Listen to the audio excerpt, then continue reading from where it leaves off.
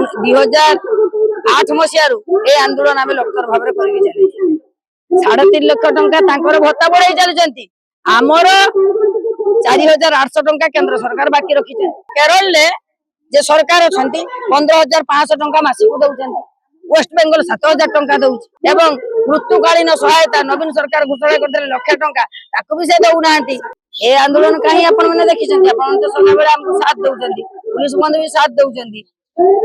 2008 मसीह ए आंदोलन आम लक्षर भाव चली ए लाली झंडा को धरिकी आज 3,000 टंका पहुंचे दुख परितापर विषय ए स्कीम हूँ केंद्र सरकार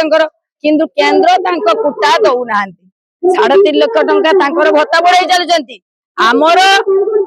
4,800 टंका केंद्र सरकार बाकी रखी से डबल इंजिन सरकार एठी भी अच्छा से भावुना केंद्र जे कुटाटा बाचिका मनकर कहीं बाकी रही 28 मासर बाकिया भत्ता कहीं बाकी रही लडू तैयारी करके स्कूल में पिला मानू दबु प्रत्येक स्कूल पिला माने लडू पैसा पाऊ ना आम स्कूल प्रधान शिक्षक सीना ठीक ठीक भाव दे दौरान अन्य स्कूल पाऊ ना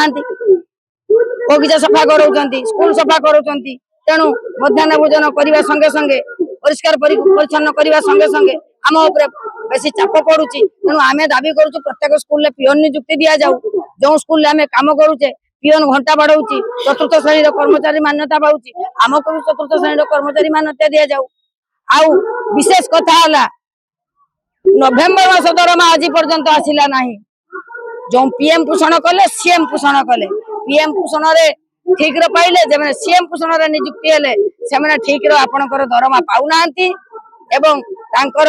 फाइल एप्रुवाल होना कलेक्टर ऑफिस रे फाइल खाली 3,000 आप जानना केरल जे सरकार अच्छा 15,500 टंका मासिक दौरान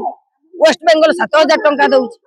किंतु आम 3,000 टंका खाटुचु ये ड्रेस कोड आमर ना निया पाले कम करुचे इन्शुरांस ना प्रोविडेंट फंड ना एवं मृत्युकालीन सहायता नवीन सरकार घोषणा करते 1 लाख टंका ताकू भी से दौना